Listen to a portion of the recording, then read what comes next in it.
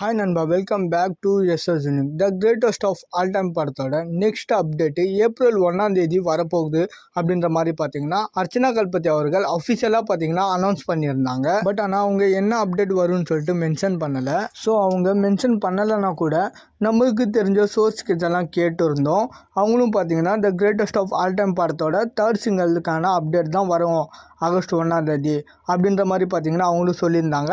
அதை பற்றி பார்த்தீங்கன்னா நம்மளும் வீடியோஸ் போட்டு இருந்தோம். இப்போ பார்த்தீங்கன்னா அதுக்கான அஃபிஷியல் அப்டேட்டே பார்த்தீங்கன்னா வெங்கட் பிரபு அவர்கள் கொடுத்துட்டாரு. The greatest of all time படத்தோட நெக்ஸ்ட் அப்டேட் பார்த்தீங்கன்னா தேர்ட் சிங்கிள் அப்படின்ற மாதிரி பார்த்தீங்கன்னா அவர் ஒரு ட்வீட் ஒன்று போட்டிருந்தார் ட்விட்டரில்.